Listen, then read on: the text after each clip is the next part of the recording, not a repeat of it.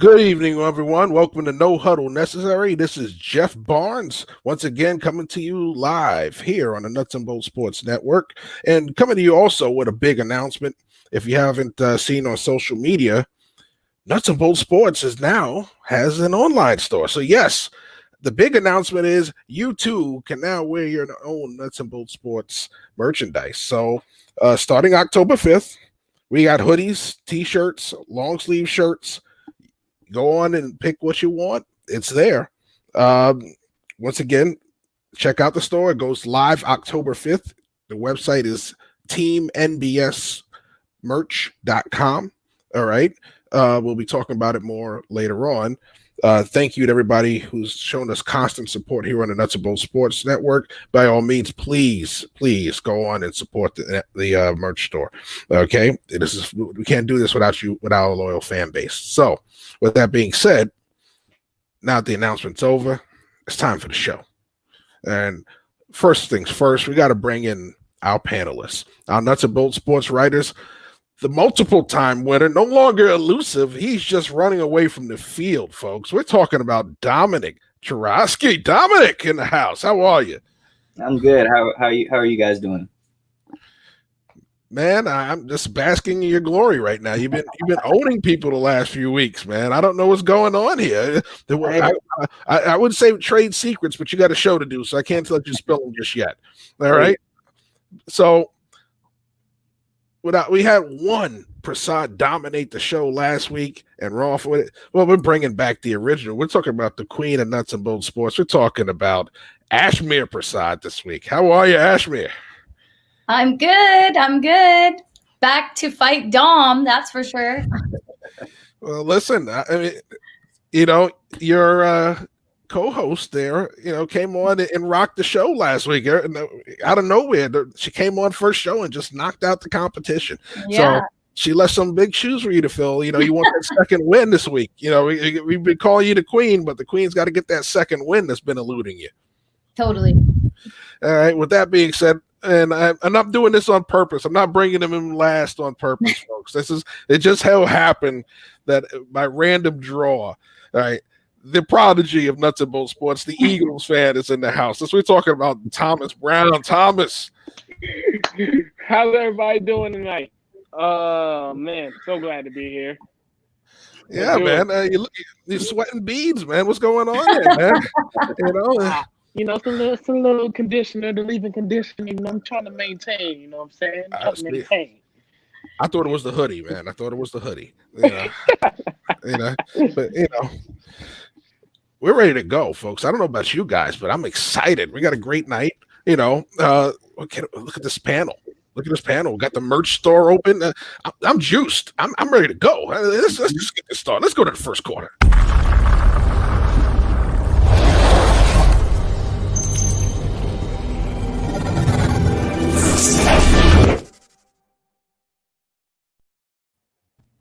Well, much to the joy of my friends that are Buffalo Bills fans, the Bills are 3-0. Who'd have thought coming into the season they'd be 3-0? All right, so Josh Allen last year, everybody talked about it, and I'm one of those guys that was hard on him in the draft. I didn't have a first round grade on him. I still don't have a first round grade on him. But anyway, getting back to it, Josh Allen is playing very well these first three games. He didn't really light it up this week. He did have a bunch of touchdowns, all within 10 yards, but nevertheless, they're 3-0. They came back, they gave up a big lead, and they still managed to hold on to it. With that being said, 3-0 Bills, Josh Allen lighting it up. Are you sold on Josh Allen? So we're going to start this off. We're going to go in, I won't say age order because I don't know everybody's age, but we're going to start with the young guy. We're going to start with Thomas. So, Thomas, tell us how you feel about this one. Okay, disclaimer. All right. I want to start off by saying I am not doing all this because he's on my fantasy team and carrying my fantasy team. Okay. All right. But yes, he is still in the show right now. He's playing like an MVP candidate. 10 touchdowns to just 1 interception. Through these past 3 games, he's accumulated 1,122 yards total. And just going back to last week, as far as how well he did, The game-winning drive, they started at their own 25-yard line. Okay, and that was against one of the NFL's best defenses in the Rams. All right, so on that same drive, he converts on a pivotal 3rd and 22 to Cole Beasley. I don't know of very many quarterbacks that can do that as calm as he did. He looked very poised. He's much more comfortable in the pocket this year. And, for those who are saying, okay, well, he did play the Jets and he did play the Dolphins the first 2 weeks, and this is his first showing of actual defense in front of him. Well, that's fine. Okay. The next 3 games are the Raiders, Tennessee, and then you got the Chiefs on Monday night. So we're looking at 3 different teams that propose different types of defensive threats. They'll be coming at Allen, but I think Allen is just going to keep doing his thing. Actually, the man is on pace for 5,536 yards right now, passing 3 touchdowns to just 5 interceptions. I mean, I know it's just 3 weeks, but he is tearing it up. And he's also doing it well as in the running game as well. 440 yards he's on pace for with 11 rushing touchdowns. The man is ridiculous. The team is playing well, and it wouldn't be happening if it wasn't for him. So, Josh Allen, keep going, keep doing your thing, my man. MVP candidate for sure. Okay, all right. Can't hate on that. Can't hate on that at all. Listen, the man's playing well. So that's what you want out of your first round draft pick. You spend a pick that high on the quarterback. He better play well when he gets to this time. I know a couple of first round quarterbacks that teams are looking at across the room like, why can't you play like him? All right. With that being said, it's time to bring the queen in. Let's hear from the queen. Ashmere, your turn. Okay, so I think Josh Allen looks way better than last year. I'm going to echo a lot of Thomas's comments on him. He looks poised. He looks composed. He's playing so, composed. I just said that. Sorry. He's playing so composed. And him and Cole Beasley have a very good connection right now. I think that that's going to carry on, especially against the Raiders, who's their next matchup. The Raiders defense seems to get a little tired, so I kind of feel like that's going to be another Bills win. Don't tell my dad. I'm so sorry. But I believe in Josh Allen. I believe in what he's doing with the team. I think that last week was a huge indicator in the way that he's grown over the last 3 years.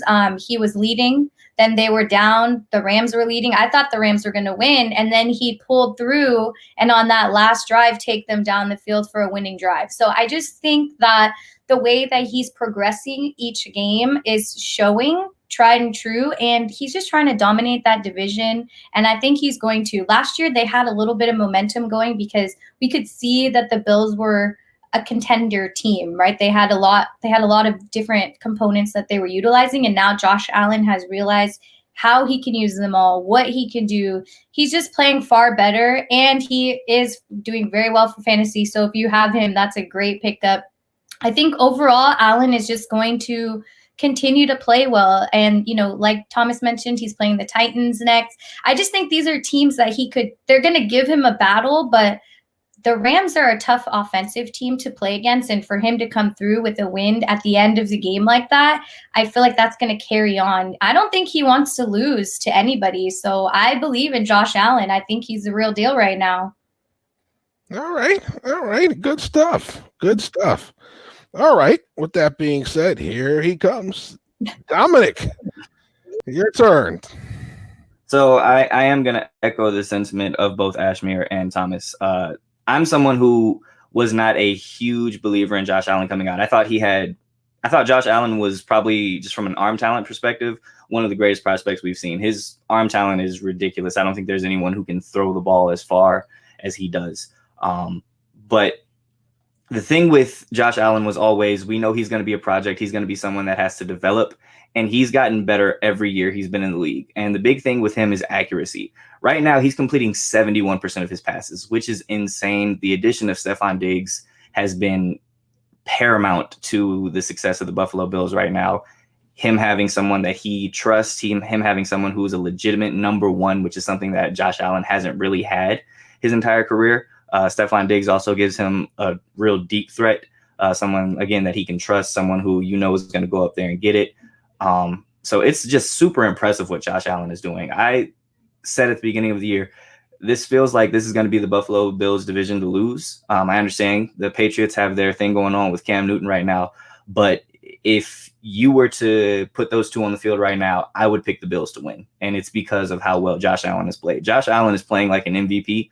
I think the only two people that are even in the same conversation right now for MVP right now with Josh Allen would be Aaron Rodgers and Russell Wilson. 10 touchdowns, 10 passing touchdowns, 12 touchdowns total, only one interception. He has had 2 fumbles this year. That's something that, he's still, ball security is a little bit of a problem, but I think he'll be able to shore that up, especially if you protect him. He's getting the ball out quick. He's tied for 2nd in yards and touchdowns as far as passing goes, and he's tied for 4th in the entire league for QBR. Josh Allen, it feels like he's figured it out. It feels like this Buffalo Bills team understands what they want to do. I'm a full believer in Josh Allen, and I would not be surprised to see the Bills ride this out. I wouldn't be surprised to see Josh Allen end up with an MVP at the end of the year. Wow, good stuff. What can I say? I was a harsh critic of him. I'm still a harsh critic of him. But I'll tell you what, the addition of Diggs did help. It's nice to always get your rookie quarterback a lot of talent. All of a sudden, you get to see all these things happen. But these guys, when they make plays for you, your quarterback has to do less. And yes, he has the ability to make some plays, but you saw it last year. He's limited when he makes plays because what's going to happen is when he makes plays, he's also going to make mistakes. And he doesn't have to make those mistakes because Diggs bails him out on a lot of stuff. And now you're seeing Beasley still there. Now you know why Beasley was so good in Dallas. Just doing that one thing that he does. Thomas, I see you raising that finger. I just want you guys, okay? Dating his last 15 games, he's 10-5, 27 touchdowns, and just 4 interceptions. Okay, his pass rating's been 100.1, and his QBR is 85. That's ridiculous. Like Allen, I mean, don't get me wrong. The ball security issue has always been the case with him. But that's what happens when you're slinging the ball 35 yards down the field all the time. It just happens. It comes with it. So Allen's doing great. And it also doesn't help. I mean, it also helps, I should say, to have a very bad pass interference call help you win. So with that being said, we're going to move on to quarter number 2. I think we've beat up the Josh Allen story enough.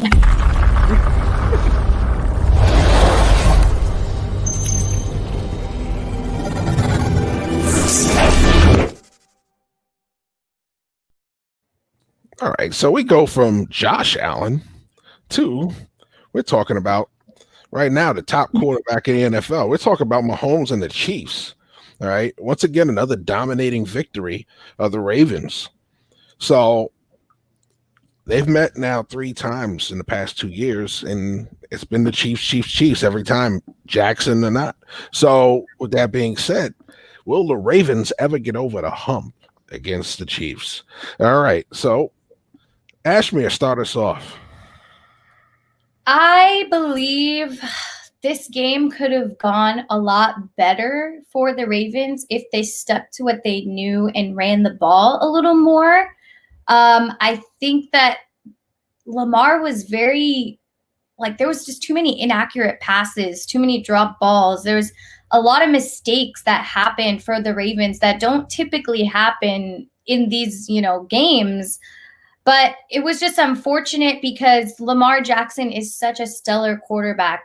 Will he be able to beat the Chiefs in the next 5 years? I don't think so. I think they've surrounded Patrick Mahomes with enough people that when they continue to stay healthy, they continue to maintain this momentum of championships, then they're not going to go down.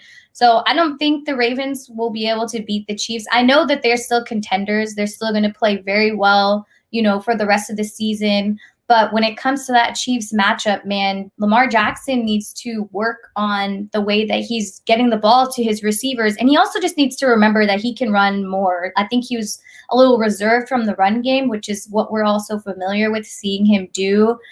I just think, the play calling wasn't very well put either. There was just a lot of things that need to be fixed strategically from the coaching side and also just from the players' side. So unfortunately, I'm going to say no. I don't think Lamar and the Ravens are going to be able to get over this hump, at least while Patrick Mahomes is there, totally dominating against everything, especially dominating away against, like, just the way that he throws the ball. It's like he's defying gravity, right? Patrick Mahomes is slinging left and right. And I feel like because he's able to move away from the blitz so well and do all these different things that just make him who he is today, one of the best quarterbacks out there, it's not going to happen. Sorry, Lamar. I'm a huge Lamar fan too, but I just think it's tough against that Chiefs offense. All right. Good stuff. Good stuff.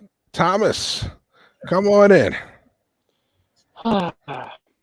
You know, I've never seen a question so obvious.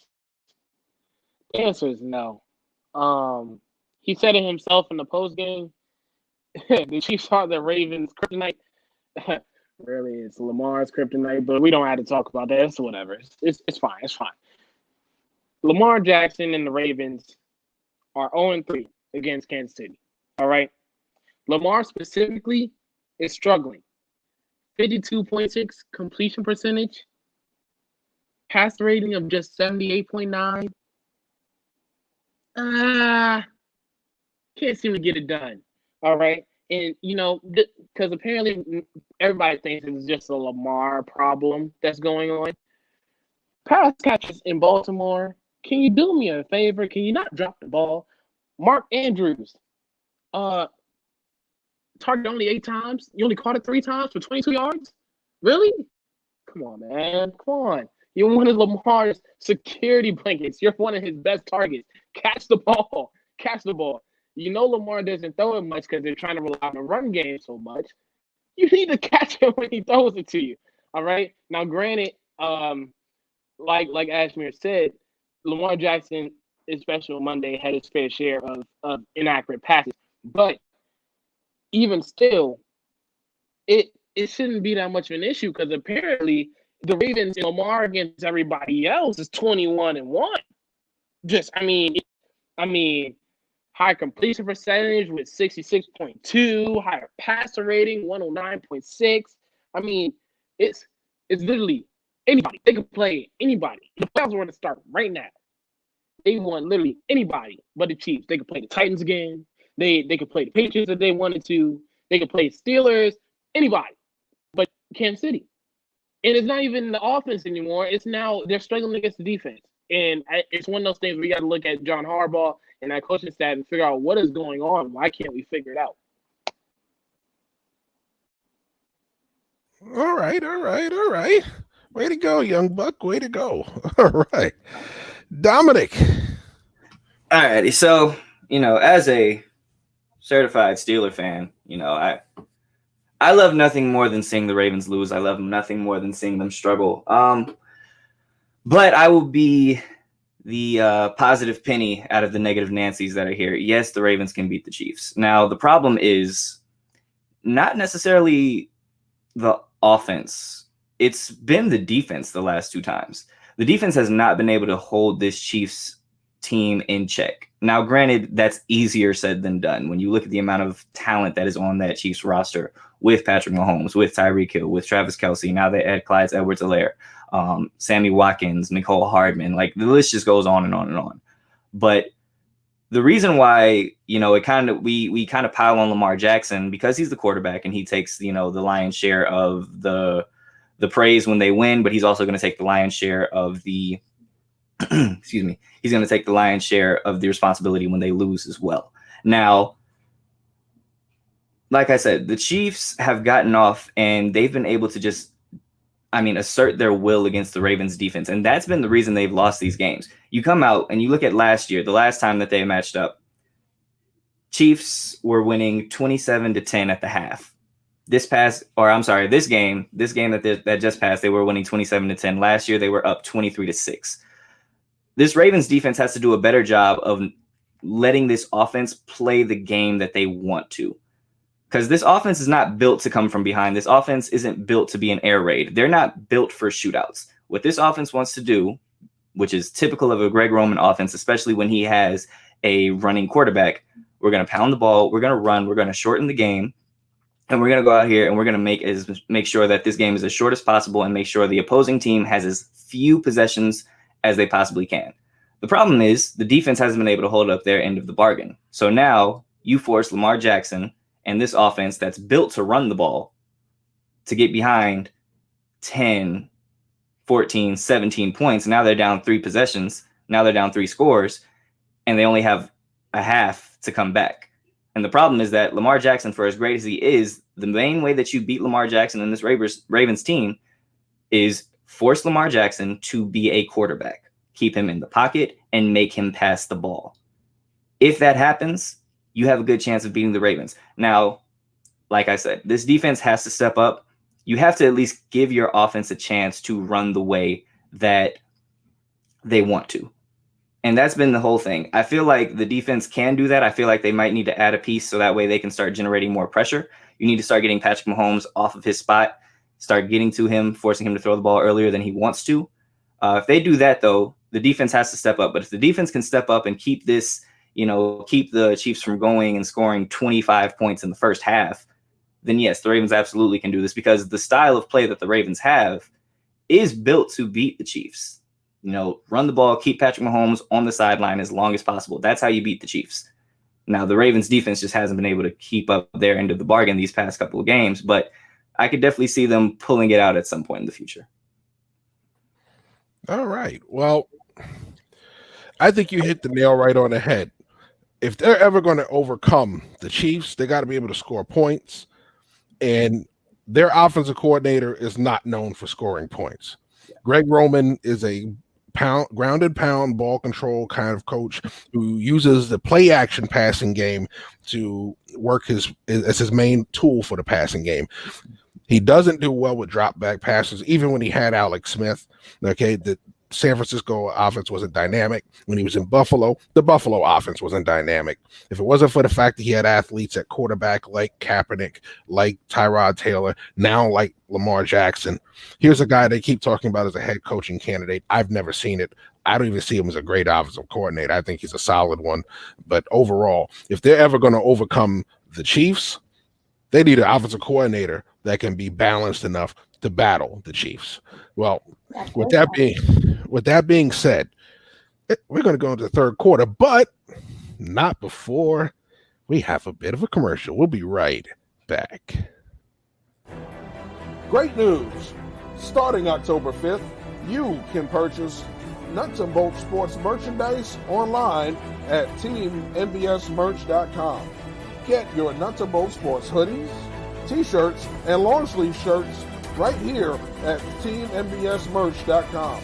Once again, that's teammbsmerch.com. Online store opens October 5th.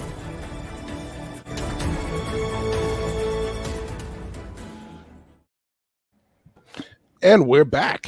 All right. And we're getting ready. I love that. Thank you. Listen, this is what happens. We're starting to grow, so commercials do come with part of the package, folks. All right. So with that being said, it's time for our third quarter. Third quarter, everybody.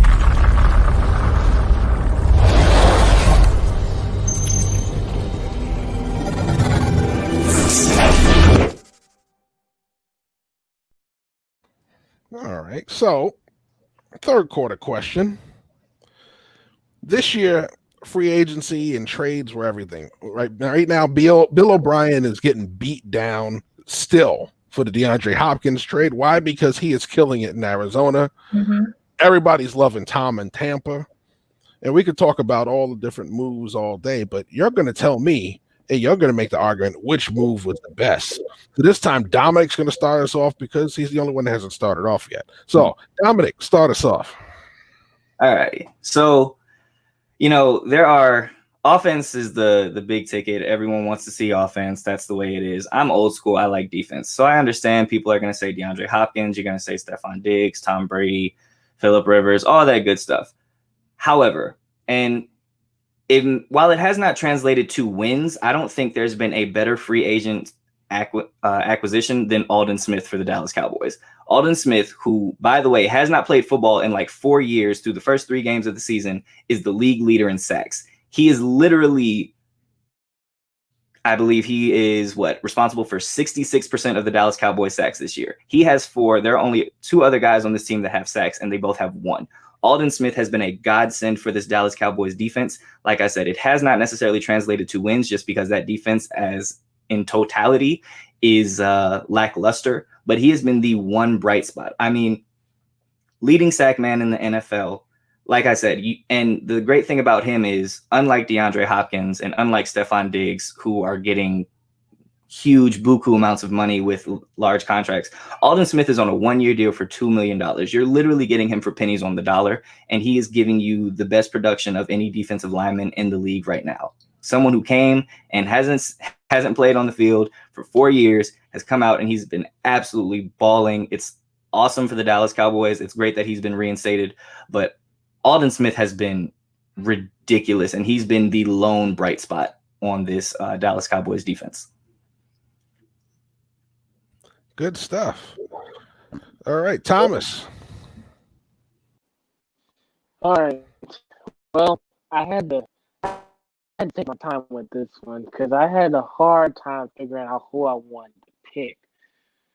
A guy who was traded for practically nothing, or an acquisition that if it wasn't for him, the offense probably wouldn't be the same. I'm going to go with DeAndre Hopkins, okay? This guy I think he's a man on a mission right now. I think after everything that happened with him getting traded to Arizona, I think he had something to prove to not just us, the fans that are watching every single Sunday, but to Bill O'Brien and the front office in Houston that, hey, I just want to let you know every week, I'm going to show you guys that was a bad idea. Okay, and y'all might regret it for a little while now because y'all refuse to pay me just a little bit.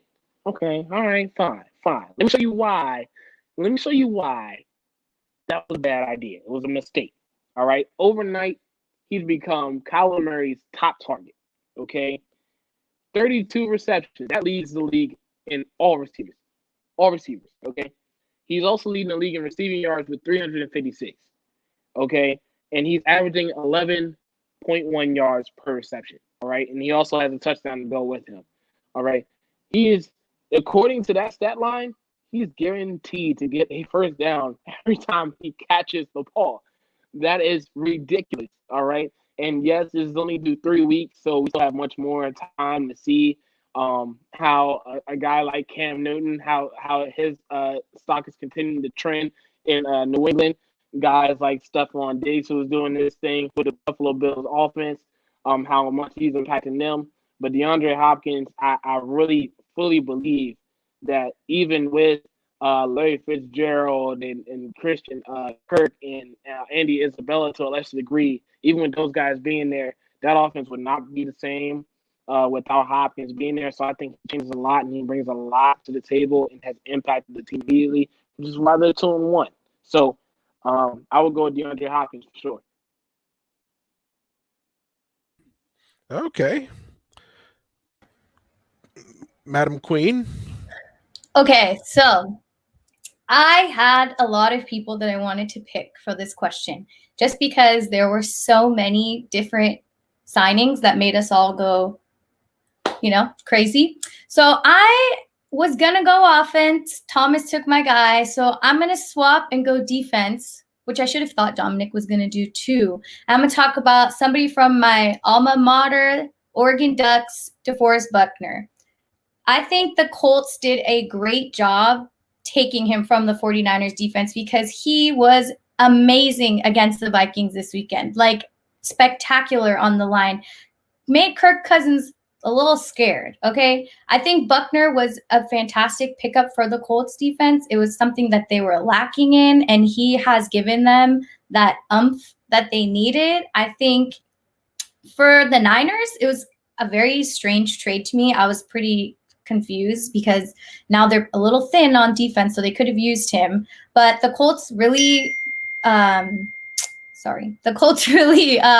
made a great move with the Niners by picking him up. I think he's going to add to that Colts defense as time goes on.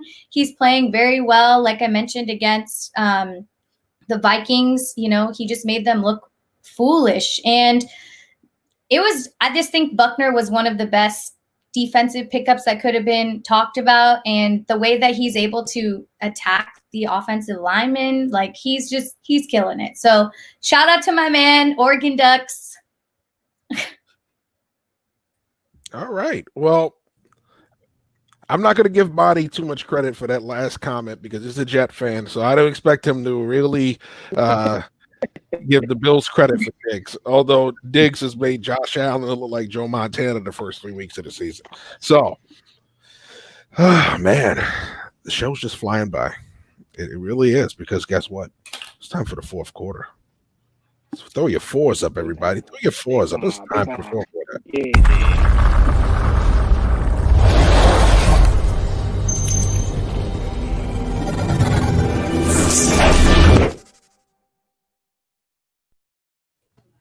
All right. So we've talked about the winners. We talked about the top guys, the hot picks, the trending players. We're going to talk about the other end of the spectrum right now. Let's talk about some of these 0-3 teams right now, looking for their first win. Some of them are looking very hopeless, including Armando's Jets. As we've heard, they better win or else the Jet fans are going to get their wish, and Adam Gase is going to get the Chris Tucker and Fifth Element. Get out of here. You're done. Okay, so with that being said, you guys tell me, which one of these three teams do you expect to get their first win this week? Is it going to be those Jets saving Adam Gase's job? Is it going to be the Texans, who are 0-3? And they played the 0-3 Vikings, by the way. So one of those teams has got to get a win. So unless you're the Eagles, you just get a tie. I was waiting for you to say that. Well, it was like, Thomas is here. It was a perfect drop. I couldn't avoid that. That was a perfect drop. I'm sorry, Thomas. Shameless plug at your expense. But with that being said, all right. Jets, Texans, or Vikings. All right. And rounding it off, we're going to start this off with Ashmere. Ashmere, start us off. Okay, so I don't know if this is like according to time, because the Jets play tomorrow, so they could be the first team to win if we're doing it in that sense.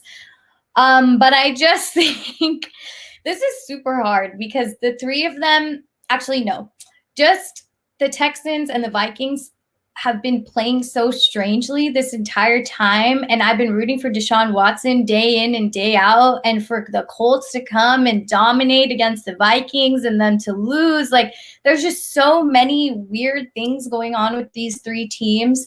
But if we're talking about just the three and not in the order that they play in, I'm going to say the Vikings are going to win first. If we're talking timeline, Jets are going to win tomorrow. Just saying, sorry. And I just think that's because of the fact that the Broncos are on their third quarterback, and that's not too exciting for Broncos fans. I think that makes me a little nervous. But I think the Vikings are going to come out with a vengeance, just because Kirk Cousins is still Kirk Cousins. He's able to get that ball down the field.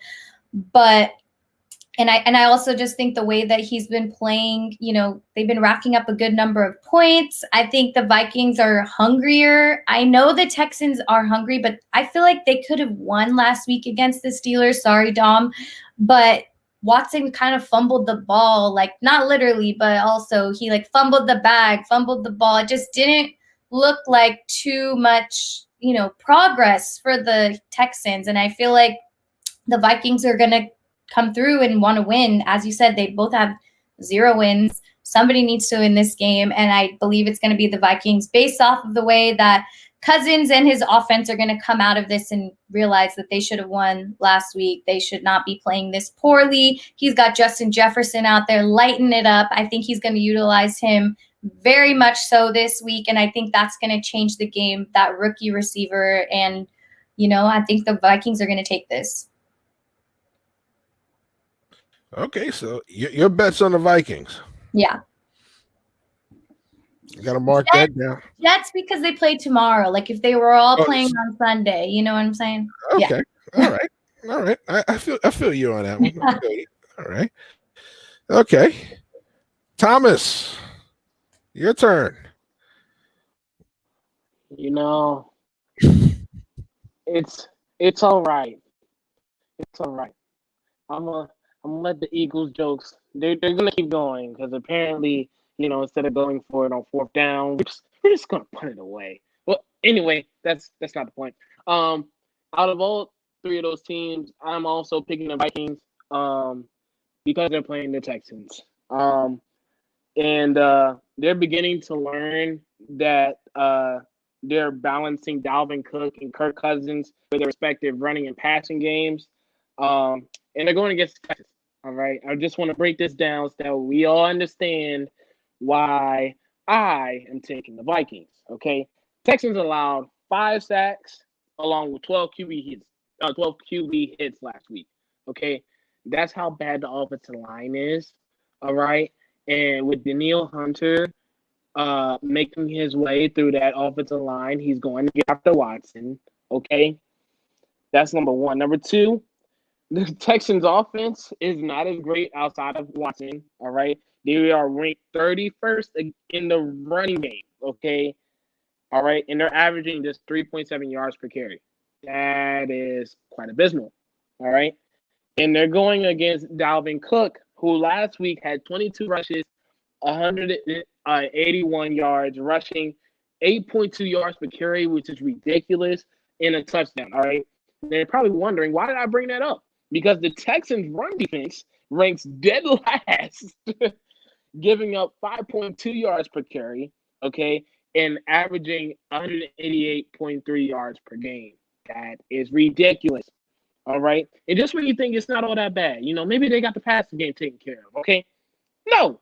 They're ranked 29th against the pass, allowing a passer rating of 112.2, and that is on average. All right. You want to know what their lowest passer rating has been so far this season? Big Ben last week having 101.3 passer rating. Yeah, that is bad. That is very bad. All right. And just to add the icing on top of the cake, I mean, Justin Jefferson, he did have 7 receptions with 175 receiving yards and a touchdown. Okay. And nobody's talking about Adam Thielen. I'm guaranteed that with them corners being so suspect, Adam Thielen's going to get his too. Okay. I just think the Vikings are just so lethal on offense, and you're just starting to figure it out. It kind of sucks. It's too late, but I think they're going to get it done this week. All right. Thank you, Monty, for the update, by the way. I'm not really a huge NBA fan, but I'll take it. I'll take the update. All right. With that being said, Dominic, your turn. Yes. Well, for the Jets, hell no. They're going to lose this game. It doesn't matter if they're playing with their third, fourth. It doesn't matter if Vic Fangio goes out there and plays quarterback for the Broncos. The Jets are terrible this year. They might go 0-16. Adam Gase, like, the final horn is going to blow, and Adam Gase is just going to, like, if you've seen like Infinity Wars when Thanos snaps and everyone just dusts and fades away, that's going to be Adam Gase after this tomorrow night. So the Jets, hell no. Now, I disagree with Ashmere and Thomas. I think the Houston Texans' demise has been a little.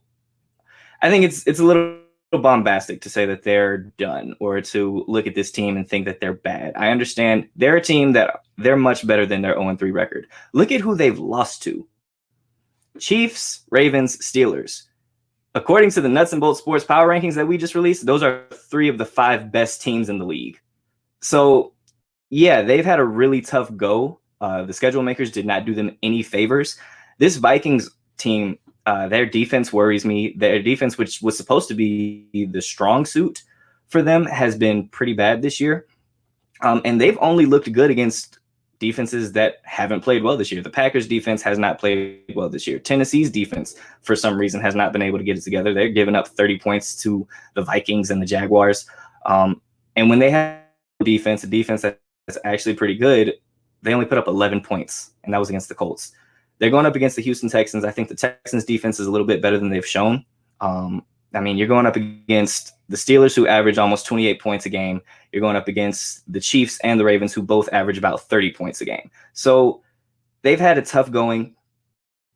I think that they get this win against the Vikings, so I'm going to pick the Houston Texans. Deshaun Watson is an animal, and that's the difference for me. Kirk Cousins is mediocre to good at best. Deshaun Watson is elite, and that's going to be the difference. I think that Deshaun Watson can go and shred this defense apart the same way many teams have done this year. And if it gets into the situation where it's a shootout, who do I really trust more, Deshaun Watson or Kirk Cousins? It's not really a question. It's a no-brainer. I'm taking the Texans to win. Jets are on their way to 0-16. The Minnesota Vikings are on their way to missing the playoffs. Wow. Well, I'll tell you who likes that Jets 0-16 prediction, Monty, because he wants a quarterback, one that's not going to turn the ball over. Yes. It was one that's not going to turn the ball over when they get a new head coach. And if Monty doesn't agree with me, he can always respond in the chat room there. All right. Hey. So, with that being said, we're coming up on the end. It's coming up to the decision time, folks. Oh, God. Wait. We got a new graphic for the winner now. Ooh.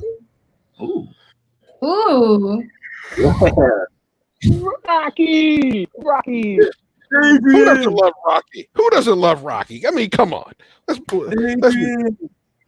So, all right. So we got to send somebody to the back here, and for all those that don't know, all right, when we send people to the back, it's not in any particular order. It's always for the drama, because if you're not first, you're last. All right. So just remember that on this show, if you're not first, you're last. They're second and third. Yeah. No, on this show, if you're not first, you're last. You go to the back anytime I call you out. All right. So, all right. We're going to have to loosen up for this one, because we got some people going to the back. It's going to be big. All right. So, we had a Prasad win last week. Will that happen back to back? Fingers crossed. We're going to find out a little longer, because guess what? The winning streak is over for you, Dominic. You're going to the back, brother. All right. I'm shocked. I'm genuinely shocked. All right. So here we are. Somebody's getting some FaceTime in a few minutes, and we're going to have some extra discussion. We're going to have some overtime talk about all this. But, man, it's that time to say who won. And guess what? There will not be back-to-back Prasad this week. It is Thomas Brown taking this week. Thomas! Oh, man.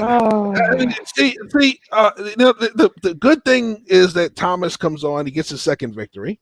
The bad thing is because Thomas won.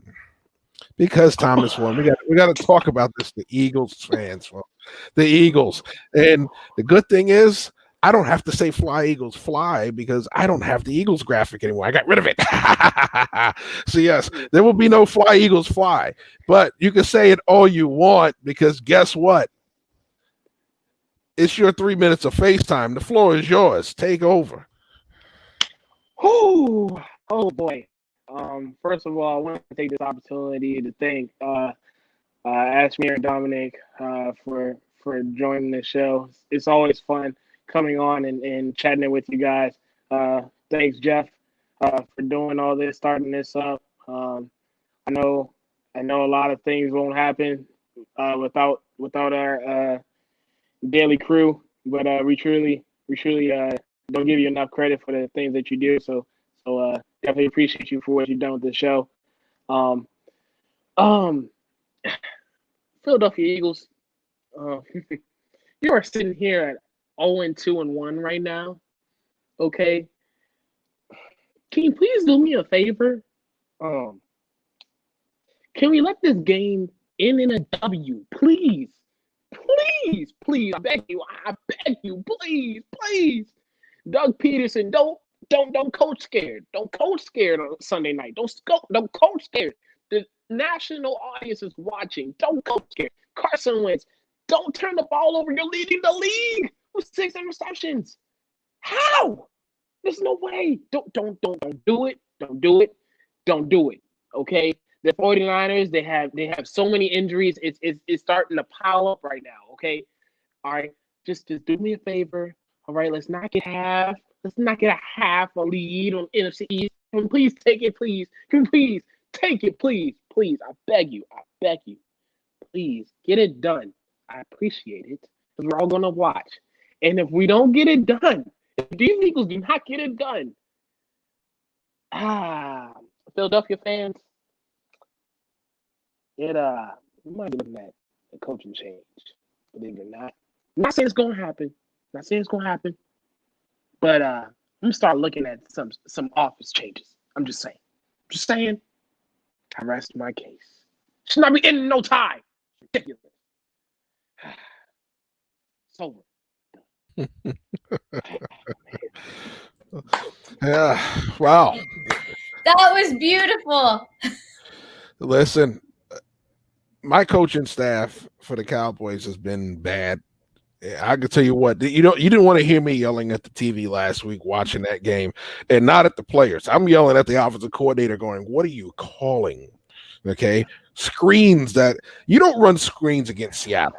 Let's be realistic. All right. Their linebackers see it coming a mile away. You don't run screen against Seattle, but you have a guy that you paid. They go in the backfield with your quarterback and you didn't run the football. What is that? So with that being said, yeah, I mean, nothing is as dumbfounding as, listen, you have 12 seconds left in overtime. You're on the other side of the 50. The graphic said you were on the edge of his range. What do you got to lose in kicking the field goal at that point? Totally. You know, if you don't make it, guess what? They got maybe 8 seconds to throw a Hail Mary? Punting the football? Punting the football?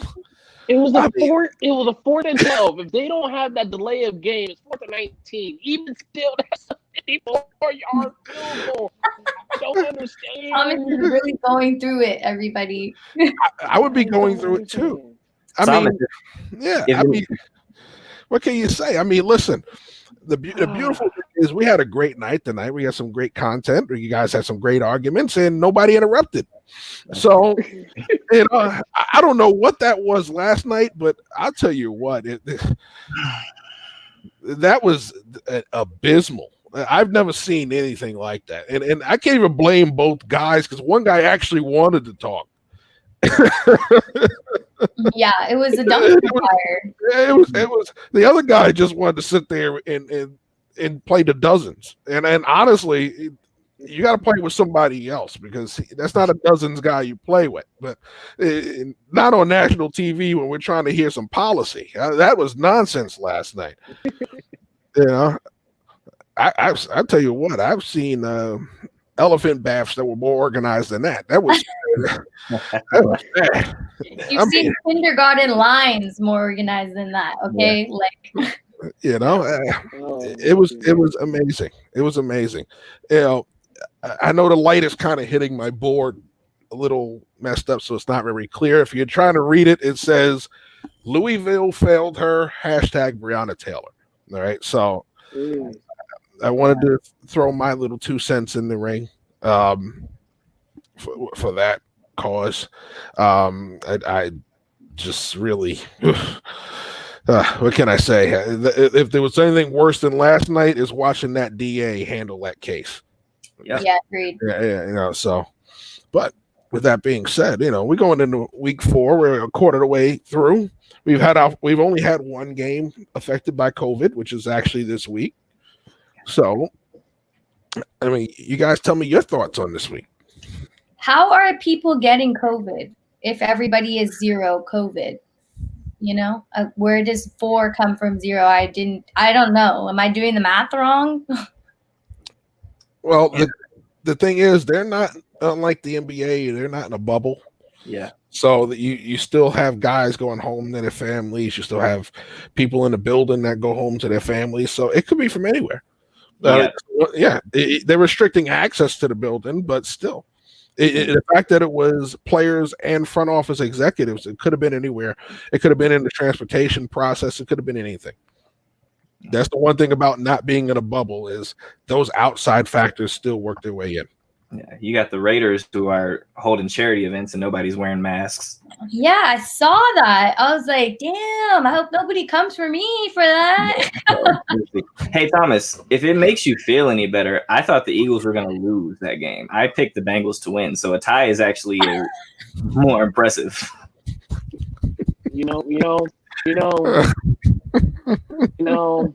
This would have been the one occasion where I would have been fine with the Eagles loss. Yeah. I would have been fine. I would have been fine. Because look, it was like they decided that Miles Sanders is not a running back, so they decided not to rush him a little bit more than 16 times. They're just going to allow Carson Wentz to throw the ball 47 times, even though he's leading the league in interceptions right now. And, God forbid we don't have any weapons to throw to. We just have to rely on Zach Ertz all the time. I mean, Goddard gets hurt with a foot. He's out for 3 weeks. Deshaun Jackson hasn't made it. Jeffrey, he's not there. Relying on Greg Ward. The script is getting very boring. If you pay attention to the game, it's the same thing over and over again. It's like you're watching the same movie 1,000 times, and it was never good the first time. But you know what? We're just going to take our time. We're going to try to digest how bad it is. That's how the Eagles are playing right now. Okay, and I can't. I don't understand. And you know what's crazy? The silver lining in all of this for Philadelphia Eagles fans is that you all are literally one win and one Dallas Cowboys loss and one Washington football team loss from being first in your division. You play in the NFC East, bro. You got a chance. We should make that Thomas's new picture. Yay! Yay! We are this close to being so bad that we have to rely on other teams to lead our division. Wow! Hey, listen, that's 7-9 might get you in the playoffs this year, or 7-8-1 might get you in the playoffs this year. You never know. Listen, Thomas, the last time, well, it's not the last time they won a division, but look at 2009. Look at the Eagles' record that year. There was a tie in their record, and it's what helped them win the division over Dallas at the end of the season. It can help. Now, nobody wants a tie, but I'm just saying. Well, apparently your coach was fine with it, so I'm not going to rephrase that. Nobody, but the Eagles were fine with it. The silver lining for you, Thomas, is in 2020 you have more wins than your Eagles team. Whoa! Drop the mic. You know what? Actually, you know what? I will say this: the panic meter for me personally, as an Eagles fan, if being honest, it's at a 6. It's still 1 to 10. You want to know why? Because we're not those Atlanta Falcons. We are not. At least we have no problem having a tie. At least we don't. We don't have to worry about all that. We have the Falcons. We take a 20-point lead. We take a 26-point lead. Don't worry about it. Y'all can still win the game. Don't worry about it. Totally. How does Dan Quinn still have a job? I'm wondering the same thing. Well, listen. The Atlanta fans. If you saw when I was putting stuff on Sunday, there were Atlanta fans coming on to my Twitter post saying, listen, we want them to lose. This is a good thing so we can get rid of Dan Quinn. They want him out of there. They're done with Dan Quinn. Yeah, for sure. When you watch those games, I must say this, even if they fire Dan Quinn, they got to do some cleaning up in that locker room because part of that is on the guys that are out there. Yes, they have injuries. I think every team at this point has some major injuries. Some are still winning. But guess what? You can't have a lead for 3.5, 3 3/4 quarters, and then blow it in the end, and then go back to back weeks, especially. Big leads. Yeah, 16 and 19-point leads in the fourth quarter. Yeah, it's crazy. The Dallas one was unforgivable, but this one really, they made Nick Foles' legend grow. Totally. Because at that point it was okay. Well, they finally ended the Trubisky thing. Yay! And then here comes Foles. And it really ended it because they let Foles come back and win the game. 3 touchdowns in that second half. Just to put it into perspective how bad this is being for the Falcons, they're the first team in history. I mean history. Like this hasn't been done before. We've had 0-16 teams and they haven't even done it. The back-to-back blown leads, 15 plus. They are the first team in NFL history to blow back-to-back 15 plus leads. That is insane. And Dan Quinn still has a job. I wouldn't just do him. I would clean house with the entire offensive staff. Oh, yeah. Running game, passes, passing offense. Let go. Yeah. My But hey, baby. My team's 3-0. How about you guys? Well, listen, you guys are getting better. What can I say? I mean, they climbed up the power rankings for me. I didn't have any faith in you guys, but I was worried about our offense. Especially after the first half in the opening game. When Ben couldn't throw 10 yards without it fluttering around, and all of a sudden in the second half he must have reattached another arm. He figured it out. Yeah. But you better pray that he lasts 16 games. Yeah, that's the only thing. Like we just got to keep Ben healthy. If we keep Ben healthy, we got a chance. That's what I'm realizing. It's so nice having a real quarterback. Like seeing that defense play the way they did last year, and then it being wasted because of Duck Hodges and Mason Rudolph, and we've still somehow found a way to go 8-8 is incredible. So I'm enjoying it right now. Hopefully this game. So I'm super worried about this whole possibility of them just moving our bye week to this week, because a week 4 bye is like one of the worst things that can happen to a team. A week 4 bye is terrible, especially when originally we were supposed to have a week 8 bye. Yeah. So I really hope they figure this out. Hopefully we can play Monday. Hopefully we can play Tuesday, beat up on the Titans, go to 4-0. But we got to figure this out. But I'm feeling good about my Steelers, baby. Well, that would be some ultra flex scheduling, because that's usually not how the NFL does things. So, if they don't get this game played this week, that's going to be interesting how they jockey the schedule around to fit everything in there. Plus, games already been bid on by the network, so that's another thing that I want to see how they're going to play that out. Yeah, Any final thoughts from you guys? Thomas, Ashmere, you guys got anything? Eagles, please get a win. Please, for my sanity, please. Everyone go to the Nuts and Bolts merch. Oh, sorry. I think he's just trying to. I think he's just trying to. That would. Yeah. Please do that. He's just trying to make it through, Thomas, who do you play this week? The 49ers. Yeah. Nick Mullins, and the 49ers. Yeah, let's just keep that in mind. Yeah. Yeah, they're down to their running back. Their defensive line is not the same because Bosa and Thomas gone. Yeah. Sherman, that secondary is not the same because Sherman's not there. I know what they did to the Giants, but I did the Giants. Okay, I don't worry about that. Okay, the defense is hobbled. The offense is hobbled. Okay, the best thing they got going right now is Brandon Ayuk, and they use him in the running game. And the only time he scored was with that run end around that apparently no secondary corner can seem to figure out. The fast wide receiver can be able to pick up some speed and run 10 yards. Wow, could you believe that? This better. Oh my goodness, I'm so concerned.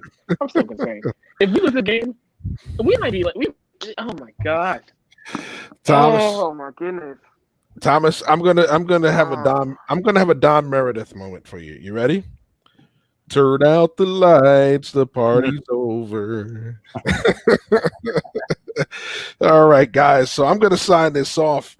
Once again, great show tonight, guys. I'm going to kick you guys to the back. We'll continue this afterwards. All right. So episode 12 is in the books. All right. We'll be back next week, 9:00 p.m. Eastern time. Once again, live on the Nuts and Bolts Sports Network on YouTube, Facebook, and Twitter. We're out there. So keep watching. Hope you enjoyed it. We'll be back next week. And go get your merch starting Monday.